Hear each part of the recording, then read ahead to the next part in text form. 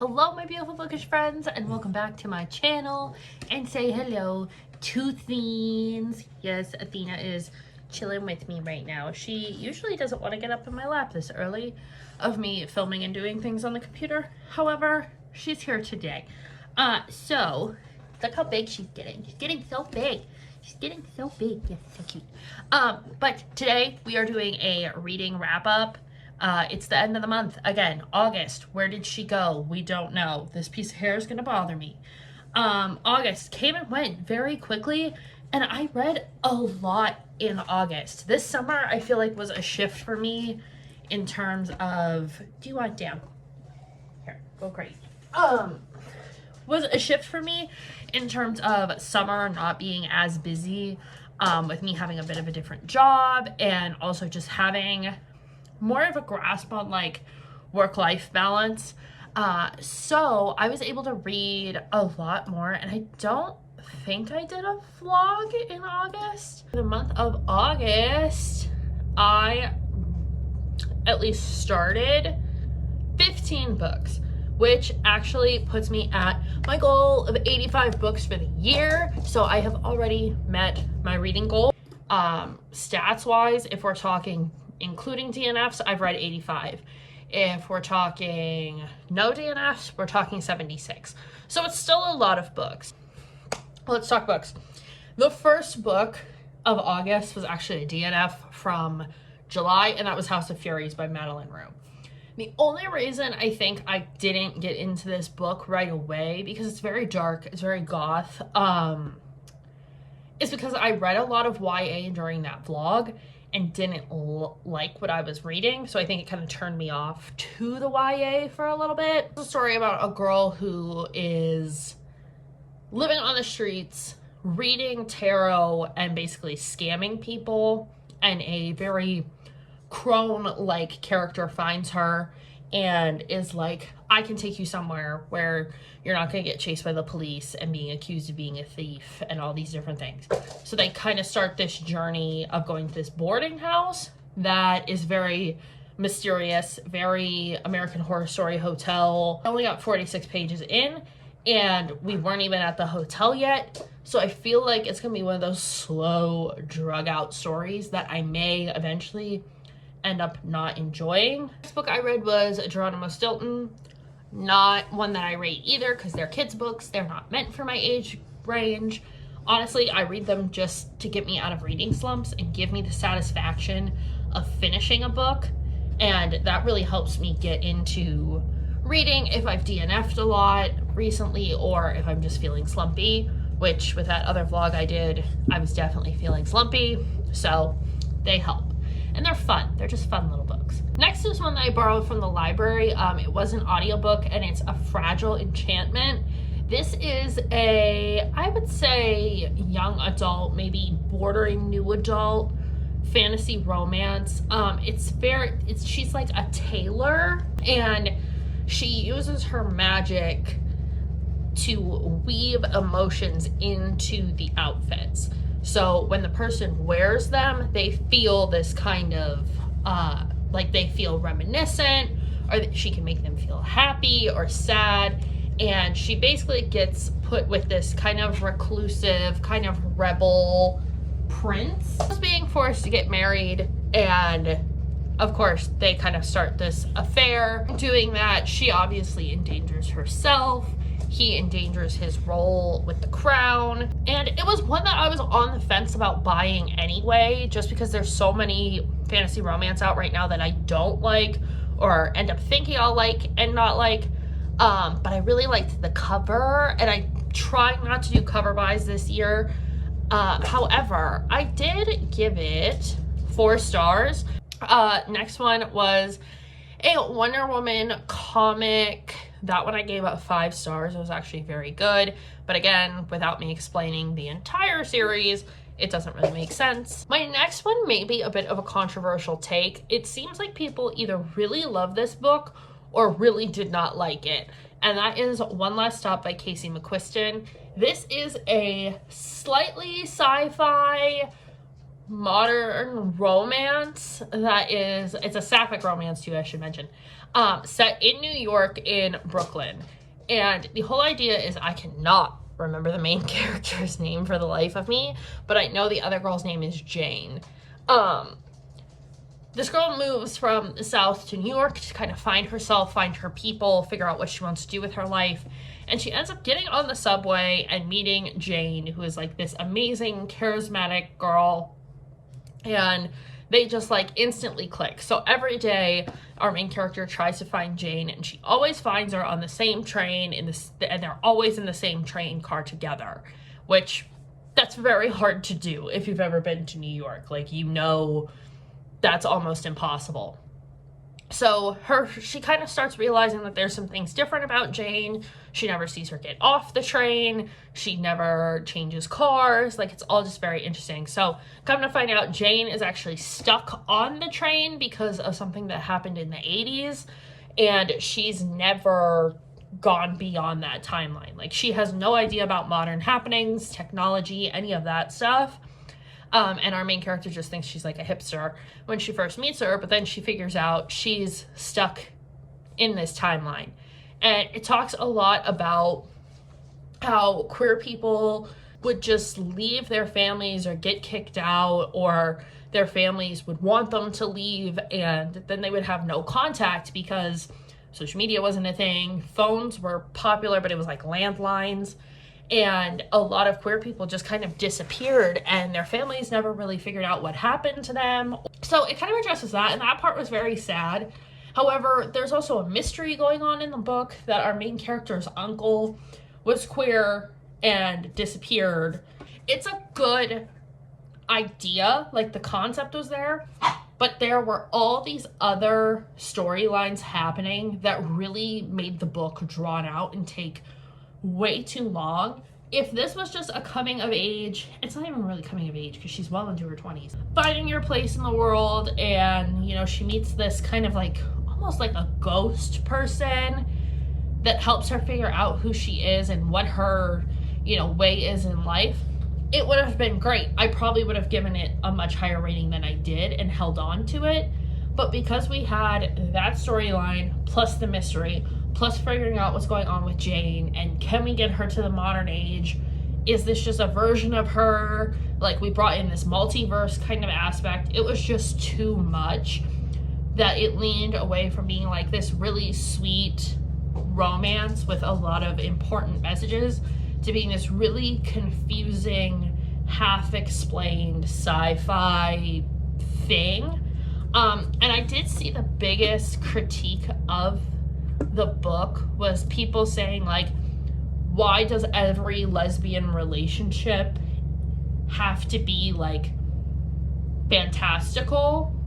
Like, why couldn't Jane, and again, the main character's name just gone out of my brain, sorry, why can't they just exist and be real? Why does it have to be that Jane is like multiversal or, you know, this figment kind of person? So I finished the book. I did listen to it on audio, but I did end up, oh, no, I didn't even finish this.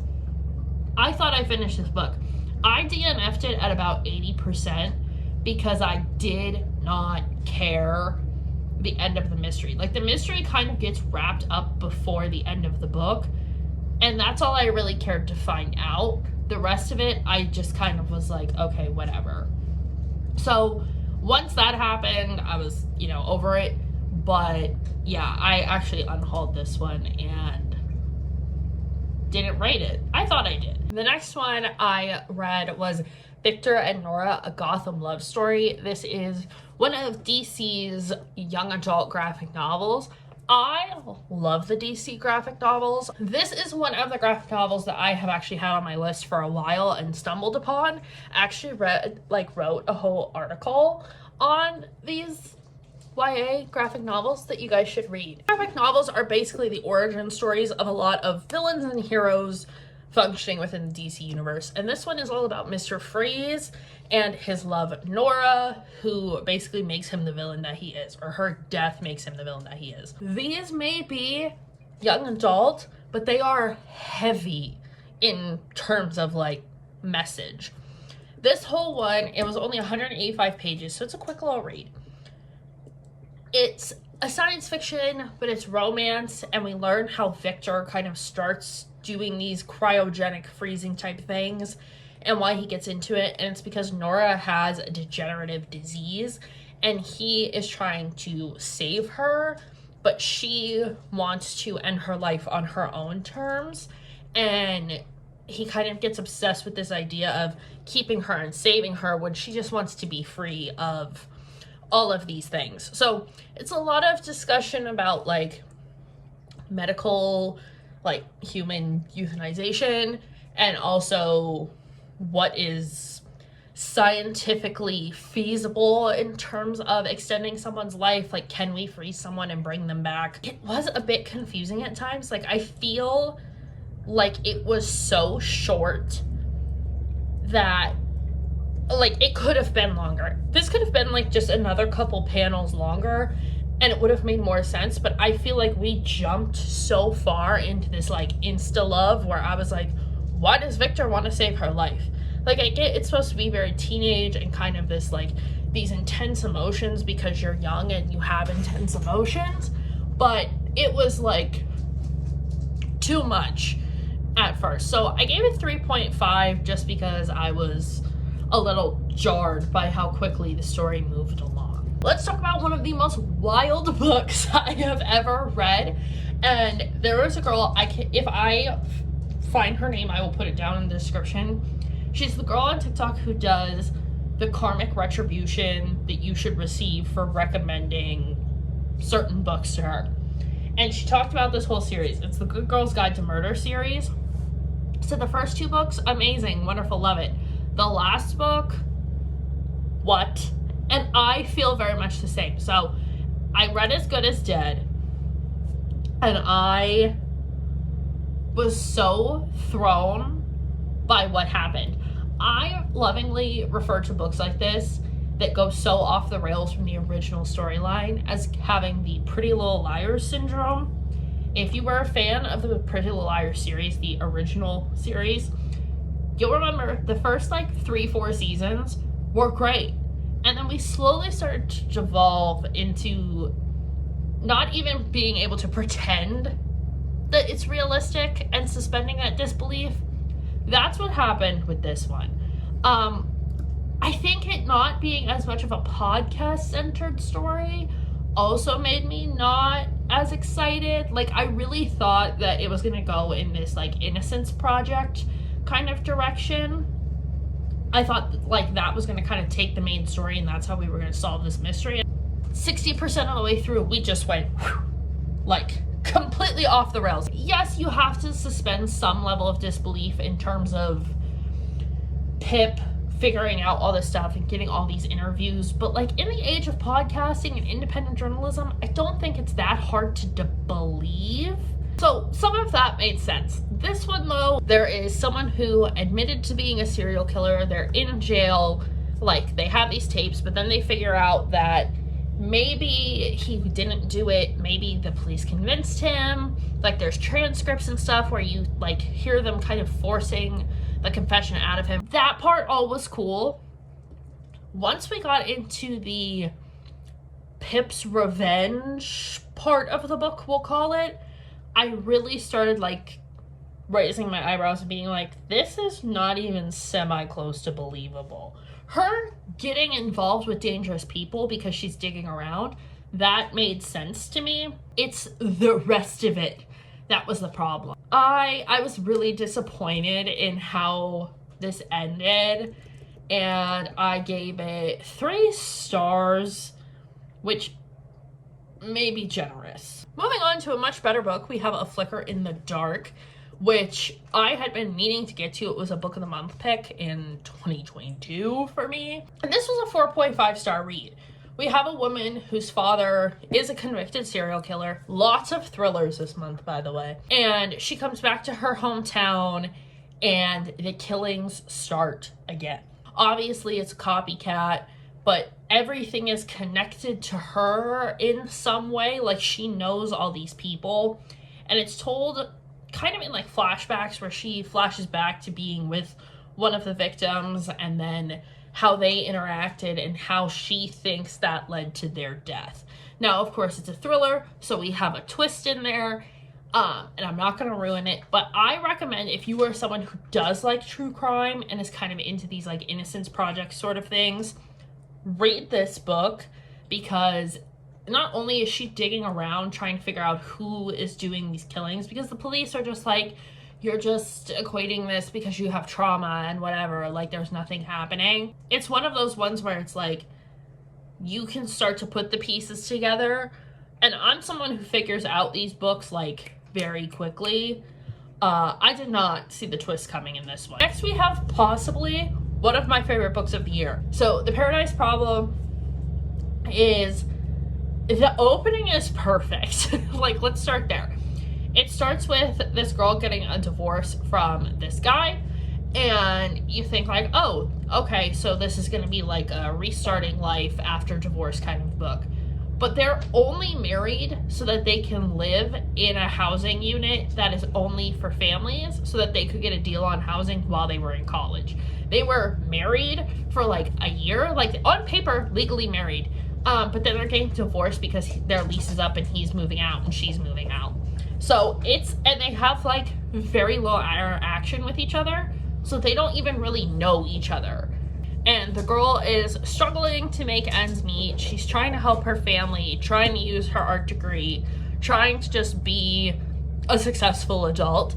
And her ex-husband is a trust fund baby, like very rich. He's a professor. His family owns like grocery stores. Kind of seems like they would be like a Trader Joe's Whole Foods kind of grocery store, or maybe even like Erewhon, with how expensive they say everything is. But he has basically lied to his family the whole time, saying he has this amazing girlfriend who's a doctor, who he's been with for like 7 years, and now they have to go to his sister's very lavish wedding in Bali, and he basically tells her, I will pay you a ton of money to come pretend to be my wife. And she's like, done, say less. So it's a very fun, light-hearted billionaire romance. It's not one of these like dark ones. It's a little bit like Crazy Rich Asians. It's just fun and funny, and I gave it 4.5 stars. The next book is an Allie Hazelwood, and can I just say, Allie Hazelwood, the woman that you are, she does not miss for me. So I finally got to Check and Mate, which is her young adult romance about chess. Super fun, new concept. I know nothing about chess. So going into this, I was like, was I going to understand any of the references? And I understood enough that I could get through the book with no problem. It's a quick pace, cute, but semi-serious book. It's supposed to be rivals to lovers. I didn't see them as like rivals. I saw them more as like that one guy who's really good at that one thing, and this girl who's lost her passion for that thing that this guy is good at, and him being intrigued by her. It was cute, 4.5. Moving on. I finished a series. Insert applause here, because I finally did that. Hallelujah. I finished Victoria Schwab's, it's like City of Bones, Bridge of Souls, Tunnel of Bones, that kind of stuff. I finished it. I listened to Bridge of Souls, which was the last book, and it takes place in New Orleans, which was a really fun setting. I've never been. Really want to go though, for these like haunted, spooky reasons. It was also just such a nice little wrap up. It was a bit more spooky than the other ones. I mean, it very goosebumps, right? Because it is a middle grade. But this one was kind of dark. Like, there's sort of like a Grim Reaper character that we saw in the second book. He's back in the third, and he's coming for our little trio of like ghost and ghost hunters. If you like a paranormal book, but you don't like gory, super scary stuff, I recommend these, even if you're an adult. I'm an adult, and I enjoyed them. Read a middle grade once in a while. It's good for your soul. I finally got to Red, White, and Royal Blue. Hold on. This puppy demands my attention. Red, White, and Royal Blue. Finally got to it, and I get the hype. While I thought this was going to be really long because it is over 400 pages, I flew through this. I did audio and some physical reading just because I wanted to get through it and was so invested that when I was doing super early morning shifts at work, I was listening to it, and then I came home and I would read it, and then when I had another early morning shift, I kind of finished it. I was listening to this book while I was driving. I don't usually listen to audiobooks when I drive, but I could not get through this fast enough in the best way. The relationship between Alex and Henry is super cute, very sweet, and also very timely. It's crazy that this book came out in 2019, 5 years ago, not 4 years ago, 5 years ago now, and the things that happen in the book are still happening or would still be an issue. Like, if a member of the royal family came out as gay, there would be an uproar. And for what? Like, they talk about, like, things the royal family is willing to accept and, like, put up with, Prince Andrew, versus not accepting. Like, they'll put up with adultery and abuse, but don't let someone be gay. That's too far. You know, I really liked that. I enjoyed the American politics side of it because it felt very real, like people turning on each other from Republicans to Democrats and the other way around. And the, like, press of it all, like the person who has to kind of handle all of this and the fake, you know, we're friends and we kind of hate each other, but not really, and this is why kind of things. I enjoyed it. So 4.5 stars. Now I don't want to watch the movie because I don't want it to ruin how much I liked the book. But I was really worried that this was going to be one that wasn't going to live up to the hype, and it very much did. So if you're still on the fence about it, give it a good old read. Now, let's talk about one of the most disappointing books of the year. I think I already talked about my most disappointing book of the year. This may dethrone that one, and it's Leather and Lark. And it hurts me to say that because I loved Butcher and Blackbird, and I did not like Leather and Lark. This book took me 27 days to get through, where Butcher and Blackbird, I think I read it in a day and a half, and the only reason I didn't read it faster is because I had to work and shower and eat and be a functional adult. The dialogue in this book was so bad compared to the other one. The conversations were shallow. It also may be because I didn't love Lark as a character in the first book, and I definitely didn't like her having her own book. Lark is supposed to be like this mafia princess, kind of. Like, her stepfather and her mother's family both are in, like, organized crime. And they're doing money laundering through this muffin business, which I kind of love that idea. But she's supposed to be this, like, crime princess, but they've kept her away from it all. She's been very sheltered. Suddenly she gets thrown into it because she's trying to save her friend and Rowan and Lachlan, even though she hates him and he's a hitman. But then also we find out very quickly that she's also a serial killer, so her and Sloane are cut from the same cloth, but Sloane doesn't know that she's a serial killer and she tries to hide that. There was just a lot of stuff that didn't make sense to me, and it felt like there was 80 pages of stuff we didn't need that could have been replaced by actual relationship development. Because it's, I don't like you, we're gonna get married to save everybody else, I don't like you, I love you, take me now. Like, whoa, what happened? Like, there's was such big jumps that I was like, is my book missing a page? Did I get a bad copy? Is there something wrong?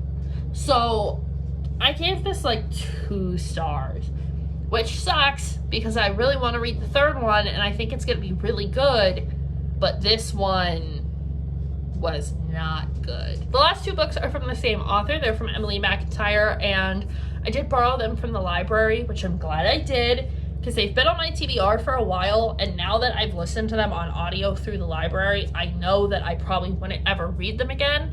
Not because I didn't like them, but just because they're not anything that I haven't read before.